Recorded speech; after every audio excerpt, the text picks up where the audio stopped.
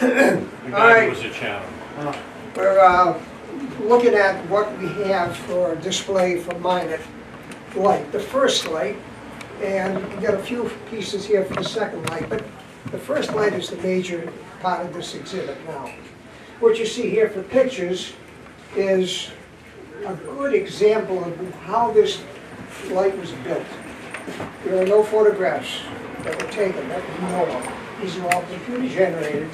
I designed them all. Everything you see on here is a model. And we had a fellow that did Photoshop, and he did a fantastic job. He took all the information, put it together, we built models, and this boat here was a block of wood I cut up and carved it into a schooner. And we put it in there. The ledge you see here is, took a picture down the coast because I couldn't see the real one under the tower. So everything here, we put it together, and it tells the story, basically, on how this thing went together. You have to remember, there was no electricity, there was no hydraulics, everything was block and tackle. We've done a lot of diving out around the tower, both for Coast Guard and private diving, and we've done a lot of research underwater. And we find that completely circling the ledge itself is probably, at least, we've found at least a dozen or maybe more big mooring blocks. So what they probably did was, you know, we're all surmising everything about this thing. They had to re-engineer it to figure out how it was built. What they did was they had a mooring block out there with a big iron eye in it, and they put a buoy on it. So when they put in the pilings, one at a time, they had these, each one of these pilings weighed approximately a ton. This is only the bottom half. They had to have some way of moving it back and forth to get it at the right angle position they wanted so they could tie it together. Everything was block and tackle onto here, onto the piling, out to the mooring block, and a lot of energy pulling this back and forth. The first piling to go in was the center one. Now, you notice now we show the crane coming out of the center piling. That's what the setup piling was used for once it was put in place and anchored down with wedges and the cement that they used. To put in the center piling, I don't see the picture here we have yet. I guess it's not here. There's a diagram of the ledge itself. No, well, no, it doesn't show it. Right off the center of the holes that were drilled in, there were 8 holes drilled in the circle, one in the middle. But right off of that was a tent pole. And we had to do a lot of figuring out how did the tent pole get put in there and what did they put it in for. What it was a spar that was put in back in the early 30s. They needed somewhere. Boston Marine Society, an old organization in Boston, which actually did all the navigational research and energy towards lights and buoys and whatever else they had back in those early days. So they drilled a hole, probably by hand, 5 feet deep it was, and it was a 10-inch diameter hole, and they put in a large spar, 30 feet tall. It only lasted 6 months and blew over. Then they built a granite foundation out there, put another light on it, which lasted a year and a half. So that's where we put the crane. Originally, we put the derrick into the center hole, and that lifted up the center piling. Not the center hole, but the tent hole. That would put in the center piling, which they could lock into place and have it perfectly vertical. From there, we took the crane and we attached it to the center piling somehow. We don't know how.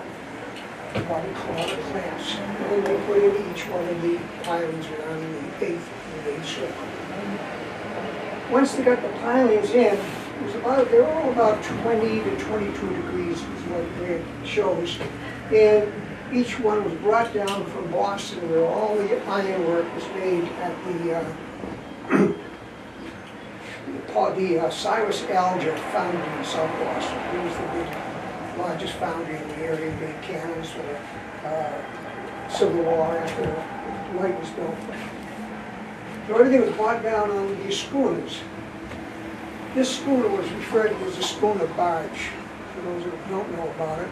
When they had the old fishing boats that used to fish out in the on the other side of the harbor. Once they got to the point where they leaked and they couldn't be fixed, it wasn't feasible, they took and cut the mast off, and most of them were used without mast, just putting granite on or whatever had to be taken down the coast or up the north, and they towed it with a tug. What we did with this one here, we put, like you can see it right here, we put a couple of masts on it. That's the forward mast was the boom, the aft mast had a steadying sail on it, so when they were towing it, it towed through. It had a wheel, well, we lost the wheel in the back, but it did have a rudder on it, and so they could keep it steady. This here, as we're going to get into that now, this was the drilling machine as we could see how it went together. The only information on this was a written description of what it was made of.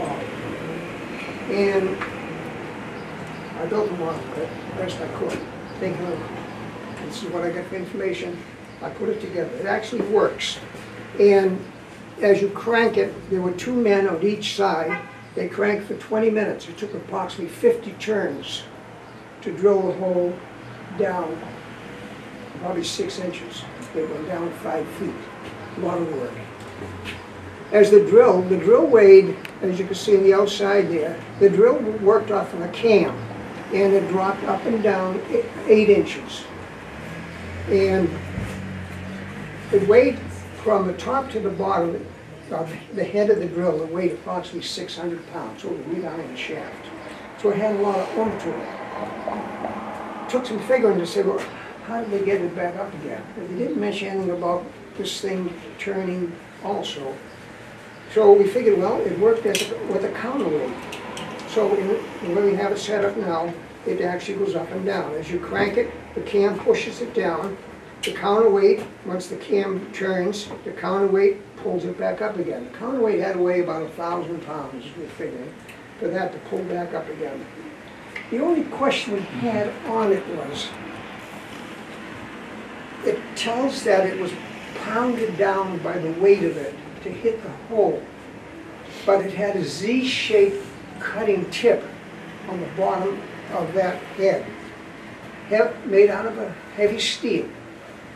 The only trouble is, if you're pounding a granite, all you're doing is cracking it. In reality, this thing should have been turned as it went down, but there's no description of it, and I couldn't figure out how to make it go up and down and turn at the same time. Any engineers? Did you figure it out? No? How did they get the granite? When you break it, how do you get the granite out? How does it gear it up? I think I Figure it out by hand. Don't forget, everything is by hand. You know? We're talking factory 18 forces. Yeah, but it's 3 feet down. You just 5 so you feet break down. it and then you go down. And you go down and pick it up. Where's the Z? Where's the Z? The what? Where's the Z? Oh, it's, see the bottom head of that, where it's sitting on the plastic? If I can take this out, I can see I actually put a Z piece of wire on it.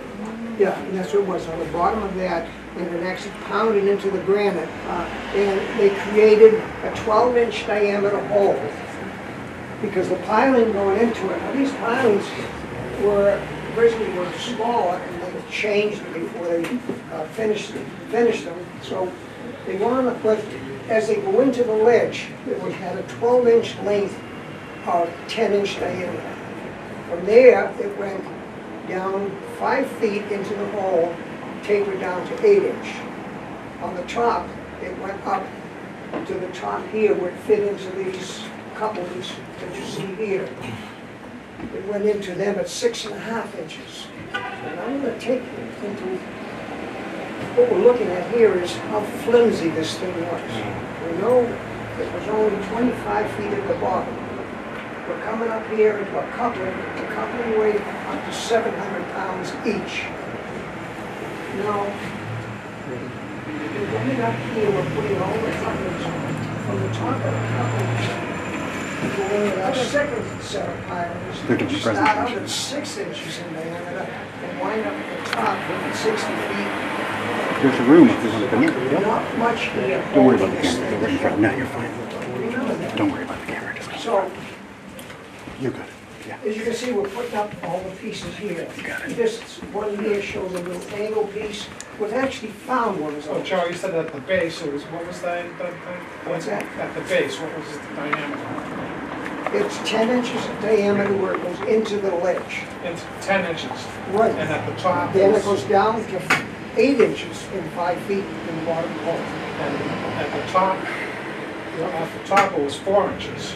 4 inches at the very top. The reason they angled it down to the bottom was to give it the wobble room they needed in setting the piling at the correct angle. If you went down as a straight piling, you wouldn't have any room to wobble this thing. How many pylons were there? 8. There are 8 pilings. And then when you put the pylon in there, was there any wiggle room in there? And did they cement it in How afterwards? they put it in was that they used metal filings.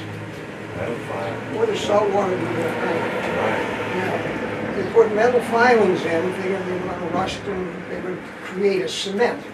It doesn't mention anything about concrete or mortar or anything. All it just is metal filings, and they used, once the things were put in place, in other words, once they were brought up to the top, over here, and everything was at the right angle, they put iron wedges in, drove the wedges into the holes, all the way around, and that secured it.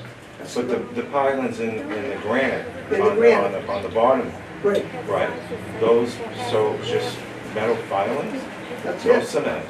That's all it's said in all the documentation I've ever come up with. That's all they mention is metal filings. In fact, where else they use the metal filings, all of these fittings you see here, where the cross bracing and the horizontal bracing go into, don't forget, these pilings are tapered.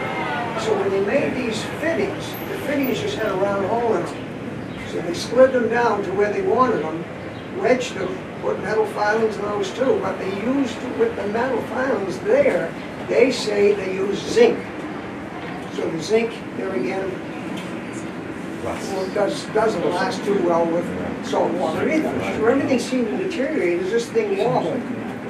Right. So, Right. Just another quick question. go ahead. So, you've got a hole this big, Yeah, goes into the granite, right? yeah, And you got the first pylon, right? yeah. So how big was the pylon? So the pylon goes in like this, Yeah, right? So there's wiggle room, and then that's where you put only 1 inch. 1 inch? The hole was 12 inches. Yeah. Where the piling went into the ledge, it was 10 inches. The piling. Okay, so there's 2 inches So sort of roughly you have 1 inch over there. and filled with. And they fill the hole with metal filings. What they did back then. Now they use brick cement, right? So, Yeah. Okay. any other questions so far? No? No questions? They built it, they built it that way so that it actually wouldn't move. Yeah, so they could get the correct angle that they But need. also in a storm, it would give a little. No, we didn't want it to give a little. I thought they did want to Oh, give it a little. did, it wiggled Yeah. a lot, but no, we didn't want this thing to wiggle. We wanted this to be a sturdy structure. See, the idea, the engineer, he took this idea from, he had spent a year over in Britain, over there in that area. They were way ahead of us as far as the Lighthouse and the construction. They developed what they call a screw pile light. And it was iron shafts with a large propeller put on the bottom, which as they turned each one of these shafts from the top by hand, is screwed into the soft sand or gravel. They were harbor lights. Well, he couldn't do that. He liked the idea of having a light built on legs, because the waves would come up and go right through the legs. Well, it's a good idea, but if you look down here at this last drawing, you'll see that there's not much space between the upper legs and the open. So water that come in would hit all the legs all at once and create this thing to move. We're going to talk more about that as we get this thing finished. Oh, let's see, what do I need? Yeah, so, all right, so we've got our couplings on. Now we're putting our second set of pilings on top. every time they put a piling into a socket, like the sections here, they would drill probably a pre-cut hole, I would think, because there's no way of drilling holes through iron out there. They would put a 1-inch pin through it. So if you got 4.5 inches at the top, put a 1-inch pin through that, you're taking away metal, taking away strength. So this whole thing was an accident waiting to happen. It was finished in 1849, jump ahead a little bit, finished in the spring of 1849. The engineer decided, well, I'm going to let this thing sit for a while, just to see what happens. Well, nothing happened. Calm seas, everything, they'd go out and look at it on a nice calm day. Geez, it looked just like it was when we finished it. The keeper took over in 1850, late December 1850. He was there less than 2 months. In his report to the newspaper, it's in the Boston Journal, she shakes like a drunken man. It was wobbling like the devil. As much as they claim, it was much as, and this is documented, as much as 2 feet each way. The water barrels were emptying out, the chimneys were falling out of the lamps. It's a wonder the top didn't burn down. But it held. That keeper only lasted till October. He said, this thing's going to fall down. I quit. So he quit, the assistants quit. There's a lot of the new fellow who said, oh, great play, this thing is as strong as the devil. It's never going to go anywhere. He wasn't even in 1 month, and he was writing to the newspaper and the commissioner on how this thing was going to stay. So let's backtrack a little bit. When we get to right here, we can see we have bracing, horizontal bracing. Now the bracing was put in to hold these legs stable. They were 3-inch diameter round bracing that ran into these sockets all the way around. They were screwed in. They were actually, there again, no turnbuckles were actually ever mentioned on any of this construction. But the only way I can figure they put these in, because they would have to, if they threaded them, put it together, they have to move everything back and forth. Well, I think that's what they did on the lower bracing. They threaded each end opposite, so it acted like a turnbuckle. They could pull the piling back. The center piling is stable. They could pull the outer pilings back, get the thing lined up, and thread it in it, and pull the piling into where they wanted it. In the same way with the bracing going across from piling to piling on the outside. It would work that. That was one thing. Was that 3-inch solid now? It was a wrought iron. Right. Yeah. So we got our pilings straight. The couplings go on. We start our second pilings. We're going up to the top. Up to the top, what they had, they referred to it as a spider cap because of its legs. Massive socket that sat on top of the center piling. Out from there, went his legs out to what it was, a manual bracket that served as the brace for the catwalk that went around the keeper's house. And there was a socket behind it. And that socket fit on top of the piling, the center, the top pilings. A pin went through it, and that arm was put in place. The arm was only 3 feet long. That's what we think were found out there in the bottom. We're supposed to dive on it. She speeds up. Get the right people to help us. So, let's see. Once the spider cap was put on place, now we have the wood structure. So we got iron from here to here. Now everything is either wrought iron or cast iron. All the legs, the pilings, and all the bracing was wrought iron. Wrought iron in its chemical entity is soft. It's a soft iron. It has the ability to flex, where cast iron wouldn't, it would crack. It doesn't bend too easily. The thought of the engineer was, I need something flexible for the legs. If I put cast iron legs up there, they probably wouldn't hold. The thing would crack and break and fell over. That's what it did anyway. One of the things we're looking at now is, because we're always working on theories of this. I started writing a book on this about 40 years ago. It's not finished yet, because every time I finish a chapter, I know there's something else comes into it and I have to change it. The latest thing is, anybody ever read the book, What Really Sank the Titanic? It's a good book, read it. Got a lot in there about wrought iron. What they found, what sank the Titanic, was all the wrought iron rivets. When it hit the iceberg, they all popped. Why? It's because they didn't process the wrought iron correctly, and that's 1909.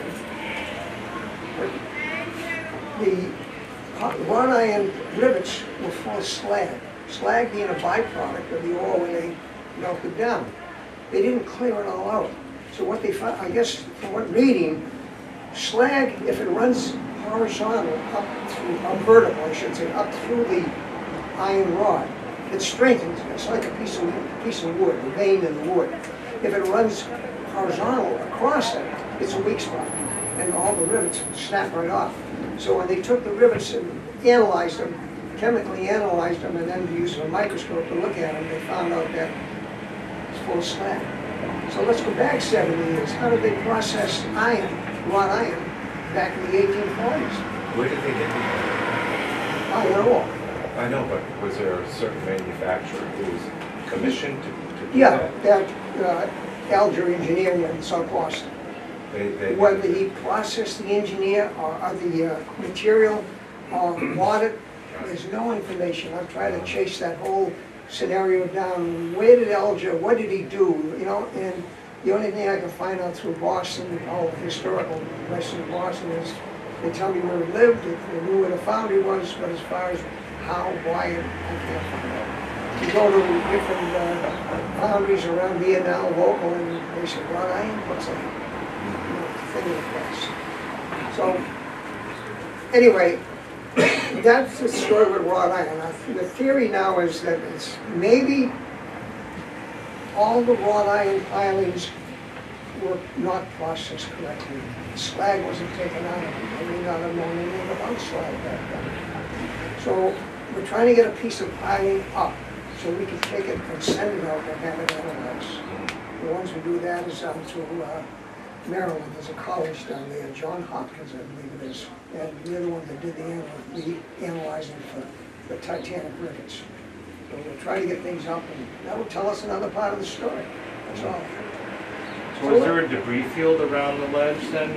From Well, when it there was failed? quite a debris field around the ledge when she fell down. The second engineer that built the second tower, he, according to what we read, he cleaned it up, but he didn't get everything up. So there's still things down there. The Coast Guard and the state archaeologists, they went down in '07, and they did a grid work, and they did a lot of diving, and supposedly found all kinds of things, but a lot of things they found relate to the second tower and not the first one. So all we're trying to do is get down and use diving and use What's the approximate depth of that debris field around? high tides are only 20 feet. Low tide is down probably 10 feet.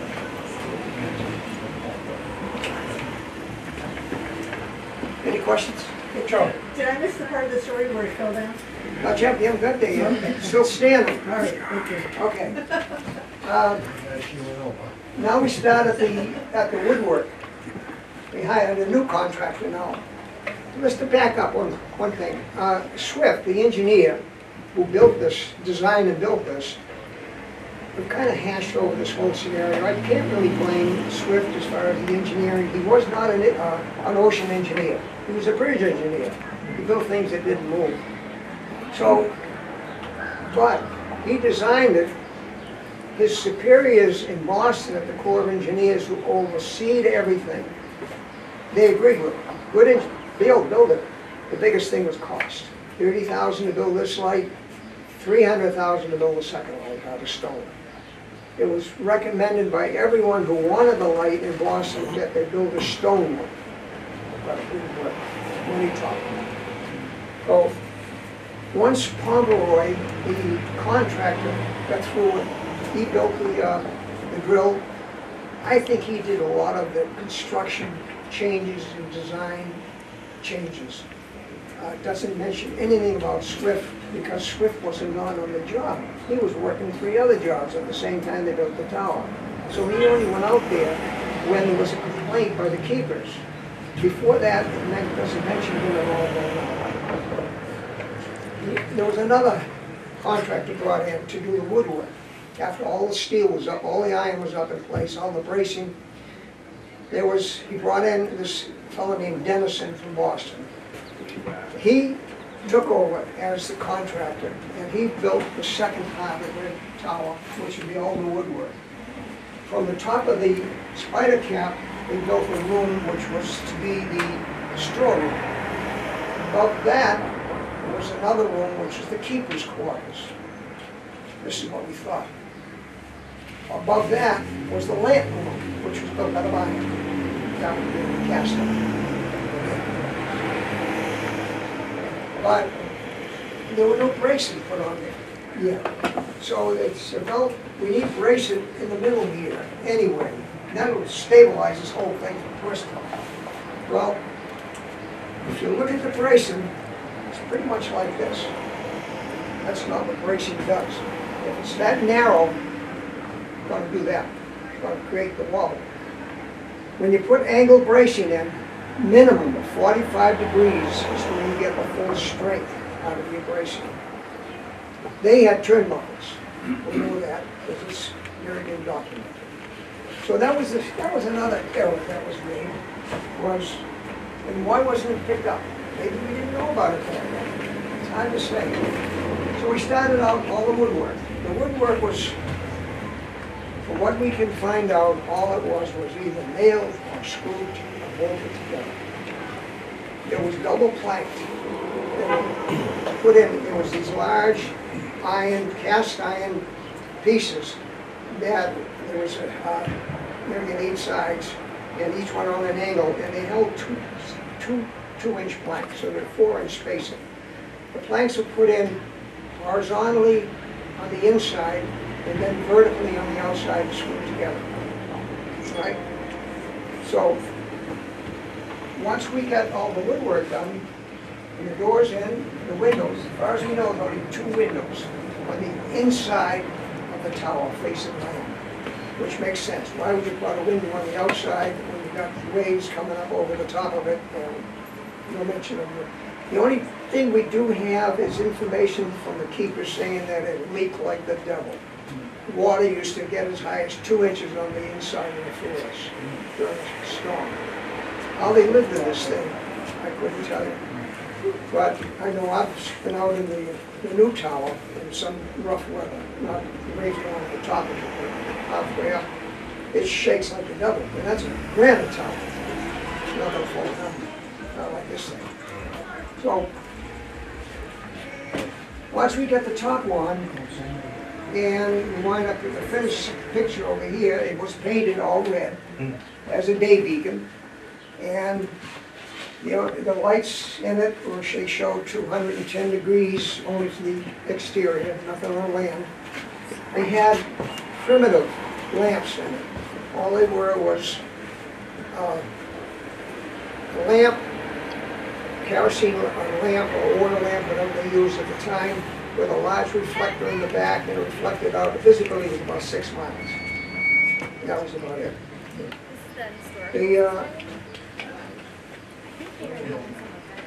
So it wasn't a rotating light? No, that didn't come until the new tower was built. The bell was added after the fact. Probably, I think the bell went in there towards the end of Gunn's stay there, which is probably around July, August, they put the bell in. They put the bell in, we had a kind of looking into where the bell was located. I can't imagine it being outside on the upper deck and someone out there with a hammer banging on that thing when it's rocking and rolling. So I happened to see a bell at the museum up there, and it was operated by a lever. So he said, well, I bet the bell went underneath, because there was something that mentioned on the platform. So the bell went underneath the tower there, and it operated with a shaft up through the deck of the storage room, they just worked it back and forth from the other side. There's a lot of things we had to look into and figure out, what were they thinking back then? How did they build this thing? What was it built for? What's that? What was it built for? That was for fog. There were no other whistles in those days. We either had a bell up on the open deck, like on the second light, the bell was on the upper deck. That light didn't change. I've got a question, just backtrack a little bit on the braces. Braces went between vertical piles, they ever go across. Yeah, you had your bracing here, you go over bracing, then you had your second set of horizontal bracing, and then the third set of horizontal bracing. So they were all. 3 sets of horizontal, they went down in size, they went up. They were supposed to have these diagonal bracing on the bottom part too. They sat in Cohasset, right down the street here at the little blacksmith shop. They just never got put on. Money. It was another $3,000 to put them on. They didn't have the money to do it, so they're all made. So because they had already started putting on, we showed them down here some of the fittings. Down here, they pushed it, couldn't slide it down once things were built, so they built it in 2 pieces and they clamped them on. The workmen, you see this little house down here, the workmen, when they were building the wooden structure, they lived on site in that little house. When the weather got rough, they came down around to the school and the school went in the Cohasset house.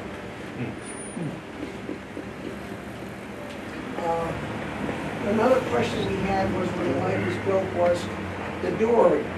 As you can see in that picture and the one over there behind you on the wall, the dory was held way up there on davits. How they got it up there, they got me. The only way we can think of, there had to be something inside the storage room, some type of a crank that they could pull this thing up with. No gas engines back then. What was the height that they had to Oh, reel God, that it up? had to be up 65 feet anyway, because the iron went up 60 feet. Yeah. So it had to be up close to 60 to 65 feet up. And then they rode up it sometimes too. There was a couple of instances there where the keeper said they couldn't get out of the tower because it was solid ice, that the pylons were double the size, covered with ice, that the ladder was in, they couldn't come up and down the ladder with solid ice, so they were going up and down on the boat. They added a large line off the upper catwalk there, down to a mooring stone some 100 yards out, and they put a basket on it, or a chair to start off with, and they rolled the chair up and they pulled it back and forth. The original zip line. Yeah. That's it. Okay, let's see. Let's get back into the house now. Originally, we thought that they all lived up, and there were two keepers at all times there. We thought, well, they lived in that keeper's area there. But then, when we got to laying it out, it was only 10 feet in diameter. So it had the 8 sides. When you go to put a bunk in, it just didn't fit. We wanted a 5-foot bunk. I know they were small folks, but it wasn't that small. So then we're reading more. I say we because what we have here is called a Minot project. We got other folks working on this too. We found some paper saying that they were actually living down, their bed was living down in the storeroom. And that was one of the reasons why they added this platform we see here, this platform right here, too, the house sits on. Donnelly added that platform because they couldn't haul this material up within the boat during the rough weather to get into the storage area. So they would bring it up and store the bulk of it on the platform, as you can see over there in the red drawing there. I think it shows it on that one too. No, just on the red one. Dunham put that platform in July, and he was reprimanded for it, saying he didn't follow directions. There's no reason to have a platform. It's just going to weaken the structure. The waves are going to go up and hit it. And the waves did hit it when this thing was falling down, but that hit it 10 hours before the platform it broke off. How it was secured, I don't know. It's all guesswork. Right in the clamps. They couldn't drill. No drills back then to go down through all of that iron. So They stored and then they took up into the storage room what they needed, mainly the oil for the lamps. That had to be heated. We know there was a stove up in the second level, which would be up in, right in here. There was a stove there. From the top of this center piling, as it got up into the spider cap here, from there up to the top, it was hollow. It was a smoke hole. So the stove went into it in this room here, and then above that, the lamps tied into it too, because they had an exhaust there. So that was the smoke hole. I would say they didn't burn wood in the stove, so it had to be coal. Wood wouldn't be practical out there, there was no place to store it. They could come up there with bags of coal. Most of the old lights in those days was coal.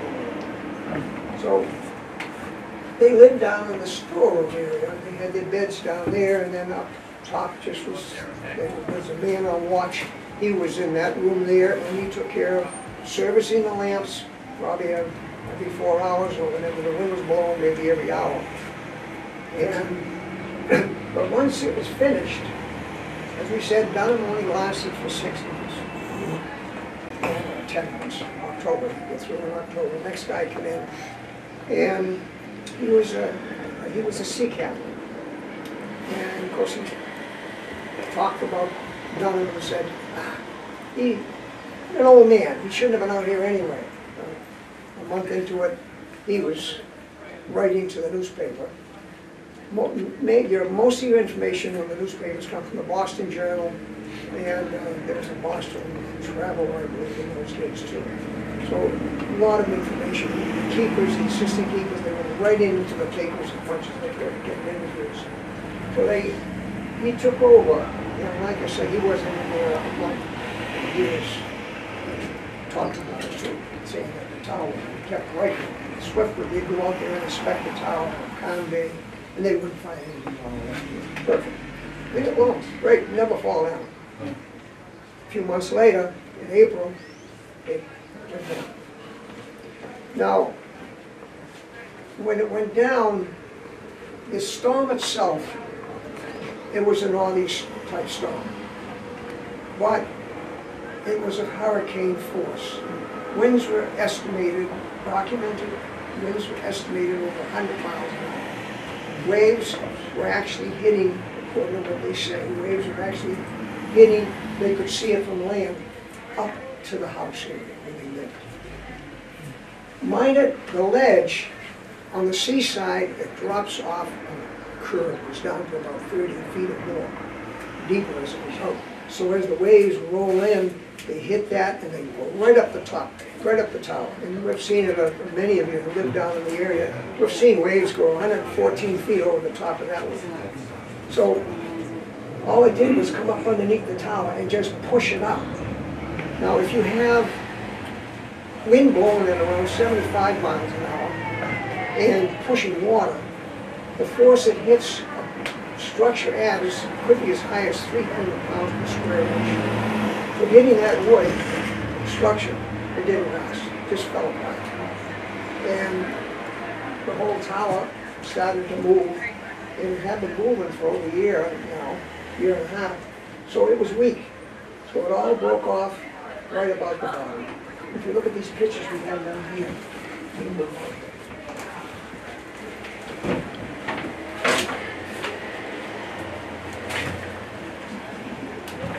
This is the tower falling down. And that's just about what it looks like, I guess, when it did fall. Did it happen in all one at the plump, or? Wow, yes, it looks like it. Bad for plump. Wow. I would say that probably it was, the storm was going for at least 2 days before the tower fell down.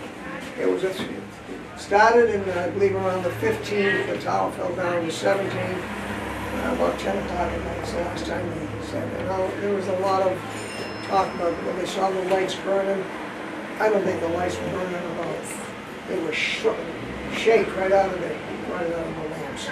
So And then the bell was ringing, it's constantly. They said, oh, the keeper's going to ring the bell, tell us there's a problem. I think the bell was ringing on its own. Right. Because no one's gonna be down in a hole, they're gonna be holding on to something, what's gonna happen next. So, everything you read about it is just speculation. But that's about what it looked like when she toppled over. You can see we took it and broken apart, pieces are falling over. This is actually a sketch that Swift, the engineer, he went out there a couple of days afterwards and he made these pencil sketches. So this is actually taken from his sketch. And you can see everything is bent over. And they all these bends face the northwest. So the tower went over towards this southwest, not north, but southwest, you know, towards the southwest. That's where most of the wreckage was. And, excuse me. The wreckage, it was kind of, the house was part of it, it held on to itself, but it was all broken up. It was all wood. So the wood was all, the wood, most of the wood came over the beach. Right there, area, which is right in that area, just two. But once it was down, a lot of Boston Marine Society got involved in it again. We need a stone tower, not another put up a tower like that. Appropriated the money, put up the second tower, the stone tower. That was started construction there was started in 55, and it was finished in 1860. And it was 1,300 and some odd stones in that, each one weighing approximately 2 tons. They cut each stone to fit. Stones came in as a rough block. They were cut to fit over there in Cohasset and Governor's Island, where we can see the foundation on the ground there. Each one was cut to fit. They went 4 courses high. Each one was numbered and shipped out. So 4 courses went up at a time.